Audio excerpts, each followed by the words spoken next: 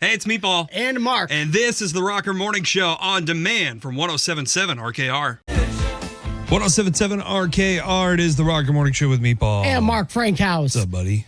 How you doing? I'm great. What'd you get up to yesterday? Watched a little bit of that Vince McMahon documentary. Oh, yeah. We're going to talk about that later on this morning. I'm told if you're a fan of wrestling, it's kind of disheartening in places. Nothing we didn't know before. That's fair. Dark Side of the Ring has done a pretty intensive job at exposing who he is. I think I'm going to get a chance. I haven't watched any of it yet, but I should get a chance to at least start it tonight, so that'll be interesting. So far, episode 3 is the best episode. Okay. All right, good to know. I'll at least try to make it to 3. It features a tiny dog with little costumes on. Oh, my God. Multiple times. It's hilarious. All right, I have to do that. It's great. No, so last night, I was working on some other things for work, and do you remember last year I was talking about how I moved into this new apartment and immediately had ghosts? I remember you said you thought you had ghosts in there. But they're back. Really? Yeah, weird stuff happening again. It's mostly lights in my apartment. The bathroom light keeps getting turned on, and I don't turn on my bathroom light that much because, I live by myself, door open, I don't care. Right. Nobody's going to come walking in. And if they do, what are you doing in my apartment? Exactly. Now you're breaking and entering. Right. If you break and enter into my apartment and my door's open to the bathroom, you deserve what you would. Anyway, so the light in my bathroom keeps popping on, which is odd. And then I have this new computer I got has like these lights in it, and you can change colors, whatever aesthetic you want. I usually have it on purple, especially during football season for K-State, just to, whatever. It keeps changing. And the only way to change it is this little remote type of thing, Really? And I put it on purple and I leave it alone. Like, I even take the remote out of the room now. Something is changing the colors back to other colors. And it has this other feature too, where it'll do all the colors. So it'll, change to all the different, the red and the blue and the green and the yellow and all that kind of stuff. But then it cycles through this thing where all of the colors it'll look like a rainbow, and it'll look like all the colors are moving around inside the computer. I'm like, what? Wow. My desktop is possessed or something. I'm not sure. Yeah, that's messed up, especially if there's only one way to change the colors of those things. Yeah. So that's happening. And part of the reason I'm tired tonight is because now I'm paranoid. I keep, seeing the lights things. So every little tiny noise I hear in my apartment, I'm just like, is that the ghost? Is that the ghost? What are you doing? Oh, man. What are you up to? So, yeah, a little groggy today from that. But I'm sure it's just, it's going to be that time of year. It's going to be spooky season. Yes. So, he's just letting me know what's up, man. What's going on? Just letting you know it's time. Yeah, right, man. About to pop off. I don't know. I am stoked about spooky season, though. It's going to be fun. I think I'm going to do this series this year on all the cryptids in the state of Michigan. Very cool. Because I know there's a lot of them and some really cool stories. So we might do a cryptid feature all throughout October. I think that'll be a ton of fun on the station. I'm down for that. Do you know, the Nain Rouge? That's kind of its own thing. You talk about it quite a bit. Are there any other ones that I should probably look into? Oh, the Michigan Dog Man for sure. Yeah. Is it the melon heads? Melon heads. And then there was one more. There's one that's like a it's a Native American on Beaver Island. That's right? it. Yeah, that's the one on Beaver Island. Okay. All right. I'm gonna have to look these up. All right. You got some work to do ahead of you. That's right. You got a full day. Well, I got a full month. True. Yeah, we're gonna be doing this all throughout October. The ghost has followed you. Interesting. All right, another full day on deck. Daily 5 trivia game after 7 o'clock. We're making our picks for this weekend's football games as well. That's coming up after 8:30. If you want to play along with us and see how badly we did from last week, because it was not pretty. That's all today on The Rock. All right, it's a Rocker Morning Show with Mark Frankhouse. And me, Paul. So there are some seriously vicious dog breeds that we need to talk about in Michigan that you want to avoid. Now, I'm not talking about the normal dog breeds that get a bad rap. Dog breeds like boxers and pit bulls and mastiffs, breeds like that. Those breeds are actually incredibly loyal. Yeah. I've never had one bad experience. And obviously, if trained properly, as all breeds should be, they're no more a threat than the real vicious breeds. Oh yeah, some of the like the softest, sweetest puppies and dogs that I've ever been around, pit bulls. The pit bull puppy pile. Oh my God, yes. From the SPCA. Oh. We do that when we do because we did roof sit last year. And the SPCA showed up, did the pit bull puppy pile. I've never been more excited to be peed on. Let me tell you. Oh my gosh. I didn't care. So amazing. It's so fun. But yeah, these, breeds get a lot of bad rap, and it does come down to the owners. That's my personal feelings. 978-1077, you want to talk about this. When my brother was, I think he was like a little over 2, one of our neighbors in Royal Oak, their dog got out. It was a boxer, and it ran up and it bit him in the leg. Oh. And we had to have like the police come over and everything. Now, Al was like super young, so I don't even know if he really even remembers this happening. But considering I was older, I remembered it, and dogs like terrified me as I was a kid. Yeah, I just was not. I was not feeling dogs at all, man. I actually have a piece of my ear missing from when. Oh my God. It was, I was a little kid. I was like 4 maybe something, but we were at a party and I'm sure I was just being a stupid idiot around a dog because I didn't understand, you don't push them so far or whatever. Yeah. Dog nipped at me and I just have a little deficiency on my ear is all. But, but like what, okay. So that's our experiences, but like, what are these breeds that are so vicious that you're talking about in Michigan? Well, if you open up the 1077 RKR app, I put together a gallery. Okay. So if you ever see these dogs, for your own safety, run. And if you need to, I'm willing to take one for the team. You send them my way. Gotcha. The vicious Maltese, this thing is. Oh my gosh. The evil Papillon. The sadistic Skipper Key. Wait a minute. These are real. These are real terrifying. The bloodthirsty Shiba Inu. Bloodthirsty Shiba Inu. And I know this from personal experience, the nightmare-inducing Pomeranian. Oh, God, no. You haven't caught on by now. This is a very sarcastic gallery that I put together. Oh, my God. Okay, you have to see these photos. It's up here on the 1077 RKR app. I will say, honestly, one of the most terrifying breeds of dogs I've ever experienced, like ever in my entire life. I never want to own one, and people that do own them, like, scare the hell out of me. Chihuahuas.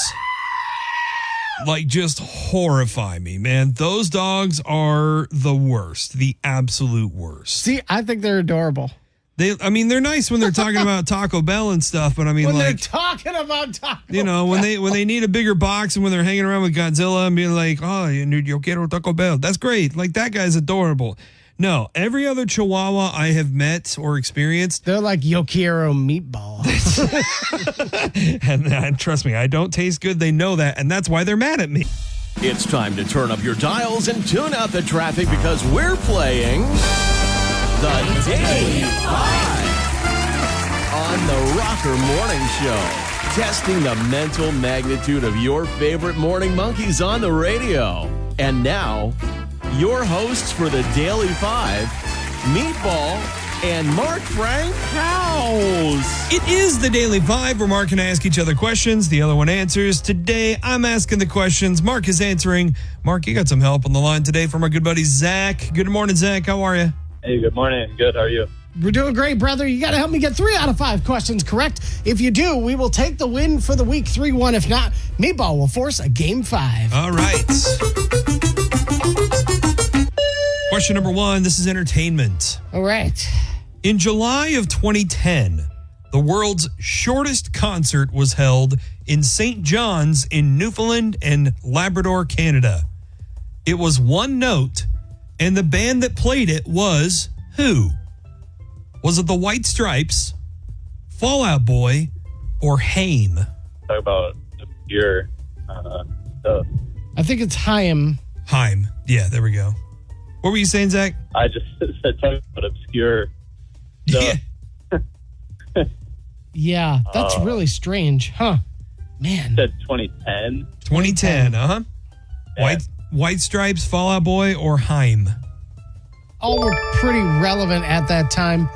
I have no idea. Yeah, I was trying to think of, because Fall Out Boy just kind of stands out to me a little bit as, I mean, it, like you just said, kind of relevant for the time, but then also, you know, maybe I could see being something that they kind of almost as like a prank show kind of thing. Yeah, I don't know. I think if you're thinking Fall Out Boy, we can stick with it. Yeah, why not? Fall Out Boy, final answer. Going Fall Out Boy, final answer. No, it was the antics of the White Stripes. They walked on stage, played one note, waved at the crowd, and walked off. Okay. Yeah. What the hell, Jack White? Well, Meg White was involved in that one, too. Oh, yeah, no doubt. All right, question number 2. This is general knowledge. Lake Nicaragua, which is it is Central America's largest lake, is home to an unusual freshwater species of what animal? Is it sharks, jellyfish, or dolphins? Where was Sharks, that again? Did you say? sharks, In Nicaragua. jellyfish, or dolphins? Yeah, in Lake Nicaragua, Central America. Right. Yeah, I've never heard of any of those. I kind of like dolphin. Yeah, I was kind of leaning towards that because I know there's like bull sharks that are kind of basically freshwater, but That's true. They've been seen up the Mississippi River. And supposedly in Lake Michigan. Ha! I wouldn't call it like unique. I feel like that's part of what, you know, the trick in the question is almost. Okay, so what are you thinking? I could see dolphin, although I can't really.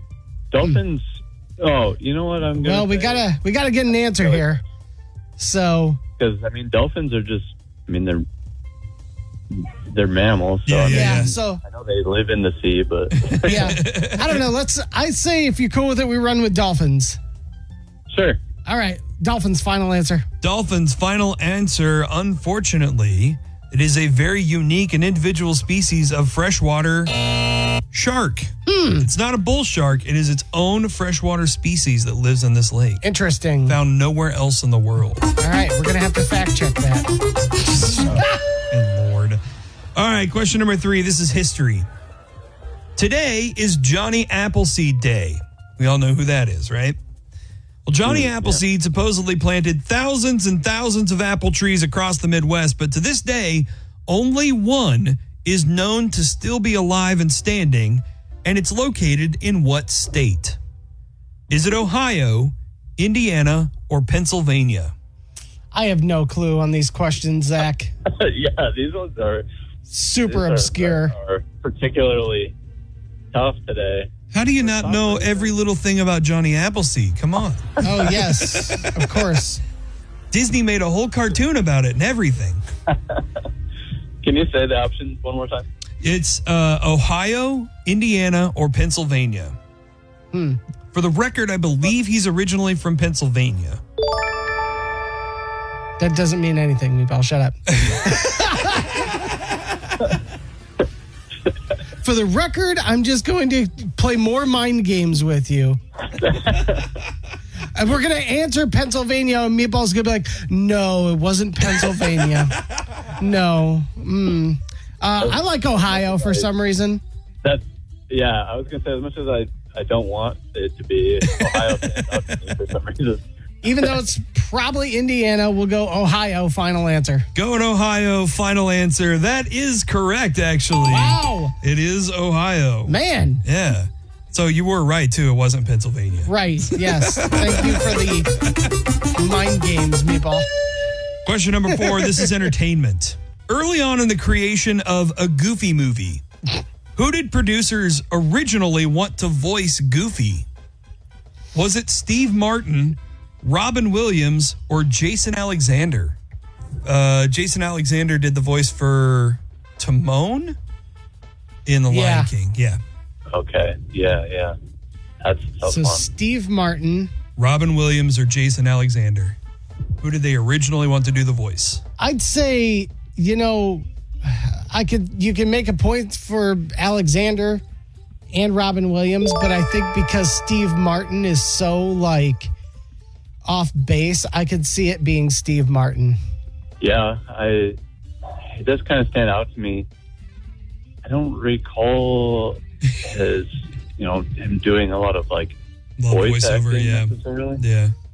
So Robin Williams is still, kind of a strong one for me too, being obviously Genie being like such a big hit too and everything. Right.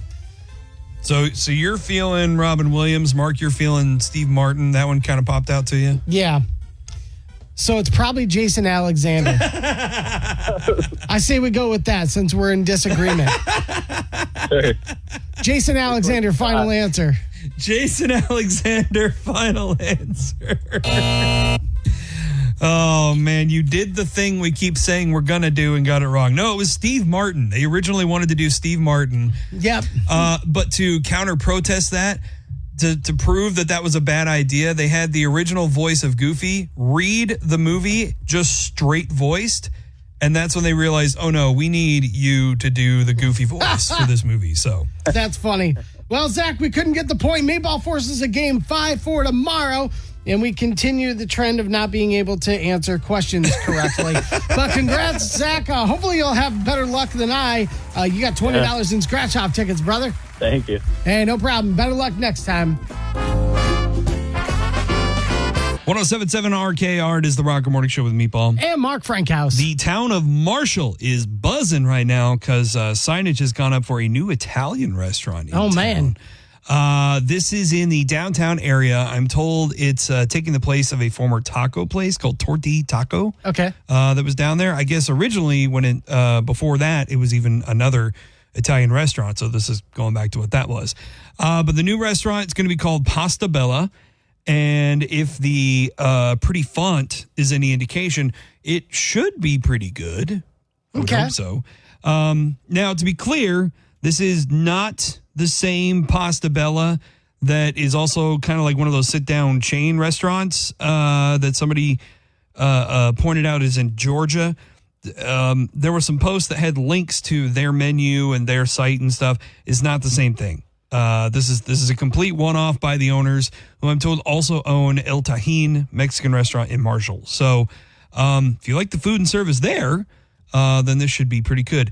The only thing we have to go off of, really, and you can see what we have on the 107.7 RKR app, is a post that says Pasta Bella uses fresh ingredients and classic recipes to bring delicious Italian cuisine to Marshall. Okay. So it feels very local. Feels very, community-based. They're calling out Marshall right there in their script. But aside from that, like, all we have is the logo on a window, and some community gossip, which is always fun, but no real ideas to like an open date or anything. Like, it's still it seems to be kind of up in the air still. Yeah. It is interesting. Mm-hmm. I don't really eat at like Italian restaurants all the time. Not a big Italian person? I love it. I'd much rather make Italian food than go That's fair. To an Italian restaurant, Do you make your own sauce, like when you do spaghetti and stuff? Do you make your own ragu? Not a ton. Okay.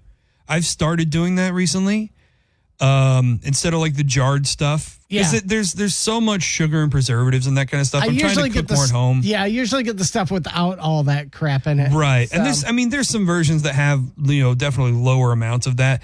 But now that I've started making my own sauce, like I've noticed there's like a manufactured kind of taste to the stuff that you get in the jars and the cans and whatnot. So it's really hard for me to look back and go to that other stuff. But man, it takes so long to do that. Like, let me tell you, if you get like a good Nona's like spaghetti sauce recipe or Italian pasta recipe, hang on to that, because I guarantee you it is going to be 40,000 times better than anything that you can just, get at a store or whatnot. And it sounds like this is kind of the vibe they want to go for this restaurant. So that's going to be awesome. Again, read more on what we know, WRKR.com. This will be nice for Marshall to get another Italian restaurant as well, aside from Pastrami Joe's, Domino's, and Hungry Howie's. Now, that being said, you lead me to a guy named Pastrami Joe.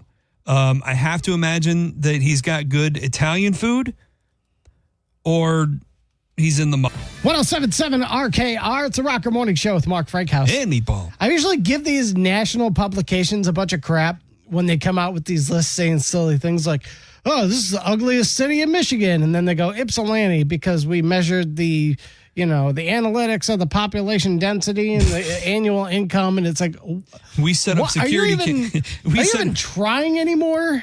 We set up security cameras to check the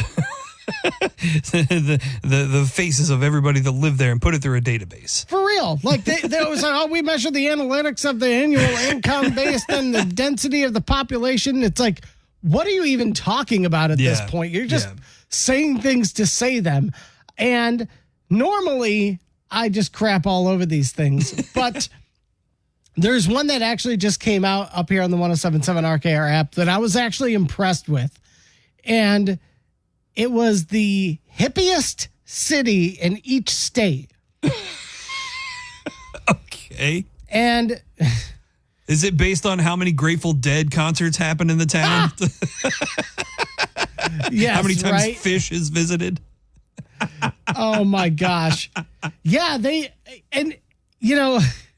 I was thinking, okay, maybe they'll get this one right. Yeah. Yeah. What'd they say? I was like, okay, I'm thinking before, I saw what it was, I was thinking, okay, maybe it's like Leone Township, near Jackson, like in Jackson County, because they held like the Goose Lake International Music Festival over there. Right. Which was a year, I think it was a year after Woodstock. So it was Michigan's Woodstock, basically. So I'm thinking, okay, maybe there. Well, not too far off, actually, because they actually named it Ann Arbor. And I was like, wow, congratulations. You finally got one right. Yeah, that makes sense. It does make sense. They basically said, over the decades, Ann Arbor's radicalism has tilted towards the mainstream a little bit. The guy who wrote this clearly isn't paying attention, though. Yeah. Nowadays, the typical local hippies are baby boomers who've made enough money to afford Ann Arbor real estate and have kids who have already graduated from community college with long silver hair. These boomer hippies still observe the phases of the moon, wake and bake once or twice a week with possibly working a desk job, vote Green Party, have 20-plus bumper stickers on their Volvos, and worship multiple gods, including Chandra, the lunar deity, and Jim Harbaugh. I was like, you guys are a year late. Those are Jim Harbaugh. Those are words somebody put together in a sentence. Yes. Holy so cow. At least they got the city right, though. You can read about this on the 1077 RKR app. I thought it was really funny. I was like, hey, I think you missed the mark there with the Jim Harbaugh one. Nobody worships that guy anymore. He gone. Didn't Ann Arbor like decriminalize mushrooms as well? They did. They've done a whole bunch of stuff. I mean, they're home of hash bash. They got the magic mushrooms that are decriminalized. I mean, personally, I don't know. And then you think back to like John Sinclair. Yeah, that's true. And the fact that John Lennon actually came here and they did like that charity show after he got arrested in Ann Arbor. So, I mean, I think they nailed it on the head with this one. I wonder if the ghost of John Sinclair is salty now because they've embraced the weed culture. I think he was still celebrating it because he only passed away recently. But I don't know, man. I think he was perfectly fine with getting it in legally while he could. Unlike the ghost in your house who watches you in the bathroom. I was thinking about that. I'm like, I think he's sending you messages in your keyboard to close the door while you're making bed. 1077 RKR. It is the Rocker Morning Show with Meatball. And Mark Frankhouse. And once again, it is time for our Rocker Big Picks of the Week with Kalamazoo Athletic Wellness. We are joined in the studio again with our buddy Nick. Good morning, Nick. Hello, enjoying the Pink Floyd. Oh, yeah. It's always a good morning when we get Pink Floyd in, man. Sure is. All right, we ready to do some picking? Let's go. All right, let's get this rolling. Quick recap from last week. None of us did great. Mark was the only one who picked up the Steelers over the Bolts. Both of you picked the Lions. Rawr. I did not. But I was also the only one who picked U of M over USC. So the race tightening up, overall score now. Nick and Mark, you guys are tied at 5 correct picks. Oh. I'm 2 points ahead with 7. But it is getting very close. All right, let's get into the picks this week.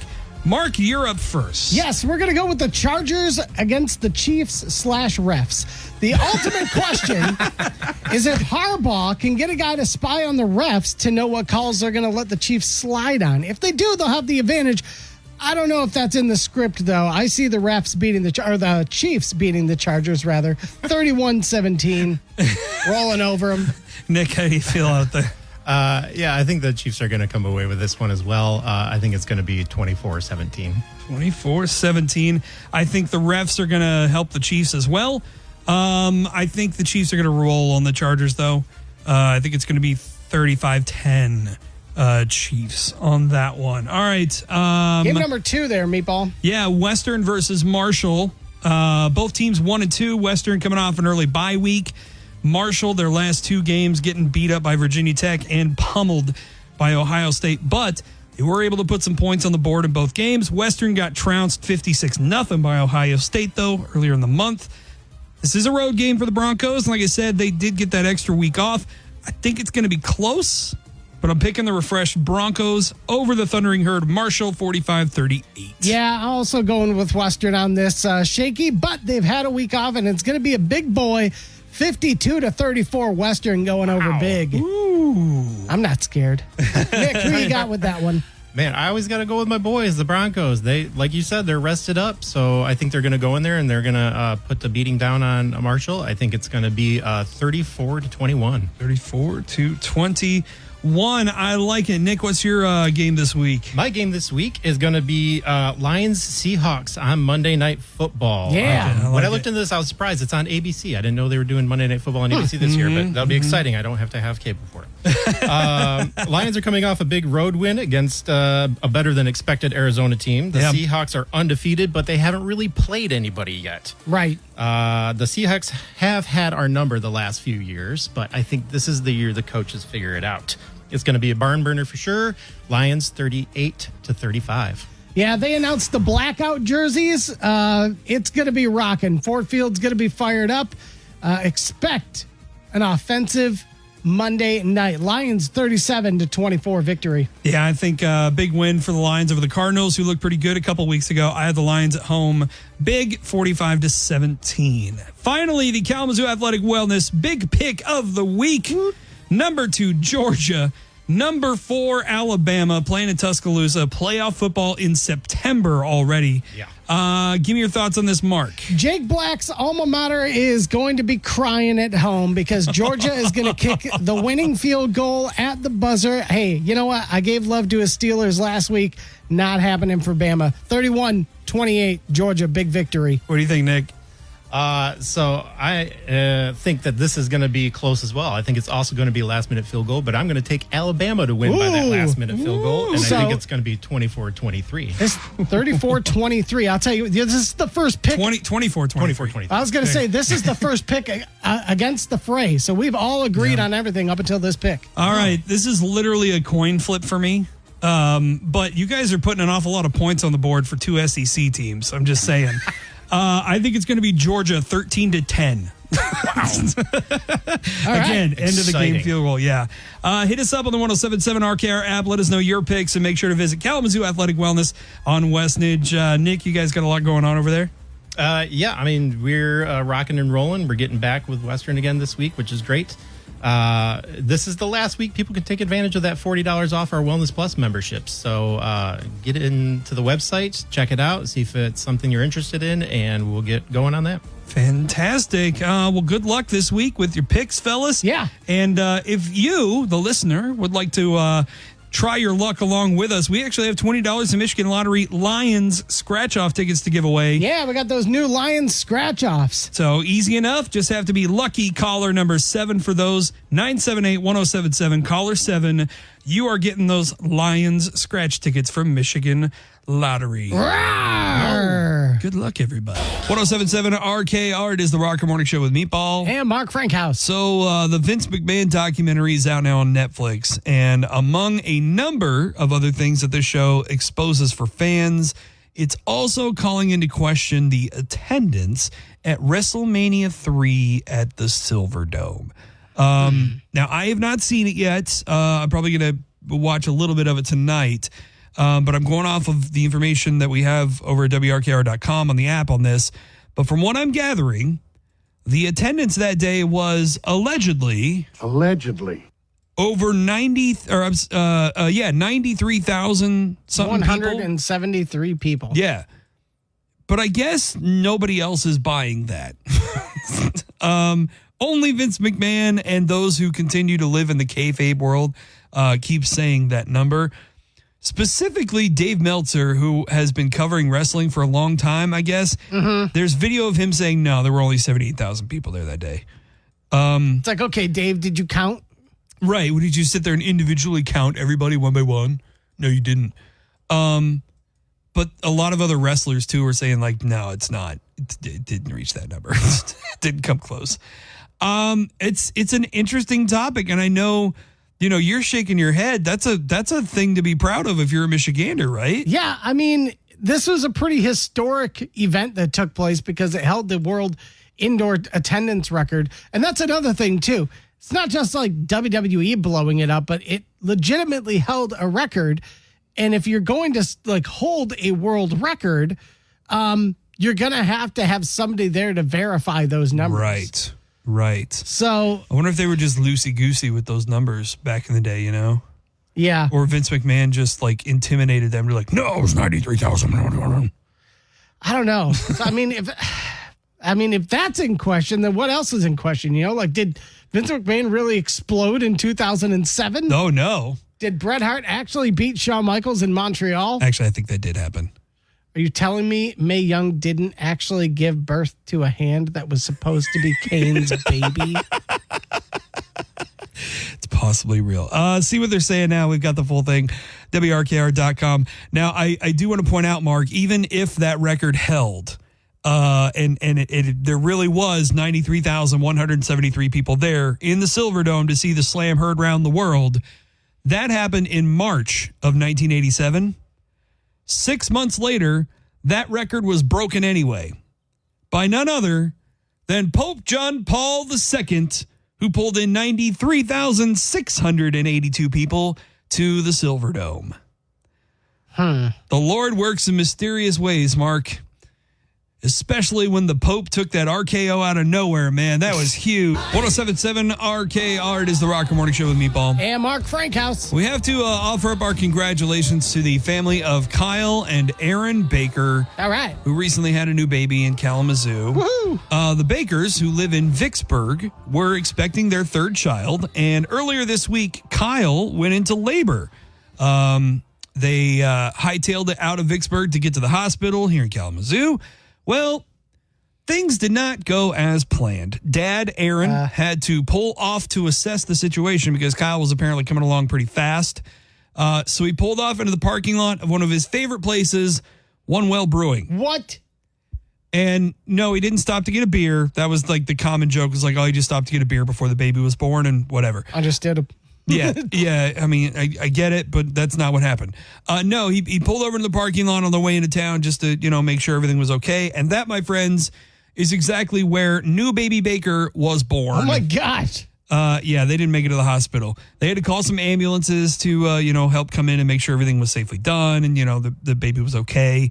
But yeah, baby Baker born in the northwest corner of One Well's parking lot. Oh, my God. That is wild. But wait, there's more. The Bakers already have two little girls at home, and they kept baby number 3's gender a secret until they were born. The Bakers officially welcomed Forrest Baker to the world, their first boy, in the parking lot of a brewery, which also happens to have a room inside nicknamed the Forest. Did they do that on purpose? No. They had actually decided well before that if it was a boy, they were going to name him Forrest with 2 R's. However, they did pay homage to the place where he was born. Forrest's full name. Are you ready for this? Oh, God.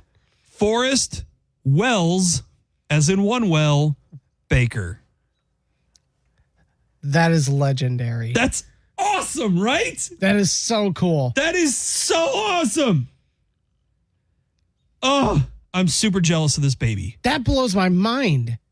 I'm so jealous of this baby. It makes me so mad how jealous I am of this baby. It's got to be a little terrifying, though. Tip of the hat to the parents, because absolutely. You want to be in a hospital when that kind of thing happens. When you're like, "No, this baby's coming here now." Yeah, you're like, "All right, well, let me just go grab a 6-pack really quick. I'm just going to deal with this. Let me process this. I'm running to get some cider, and I'll be right back." No joke. And then you come back to a new baby boy. Hey, all right. No. But Baby Baker doing fine. Forrest is great. Family's doing well. They came by one well and actually did like some photo shoots with him. That's cool. In front of signage and stuff. So it was a ton of fun. You can see all that now. Got it up at WRKR.com. One thing is for sure, that kid, that little boy, he is going to have the coolest story, like literally from birth. Yeah. You know, people talk about like the cool stuff in their lives. He will always be able to one up them. Like, yeah, I was born at a brewery and I'm named after it. Also, I really hope that little Forrest has a lifetime free mug club membership to OneWell. Yeah. Well, have to. Name their next beer after him, everything. And I really hope that he has like a little baby mug for him hanging over the bar until he's 21, you know? Like a bottle, the bottle club. It's like one of those just little mugs with a handle, but it's got the bottle top on it, you know? Who's that one for? As for Forrest, in 20 years, it's all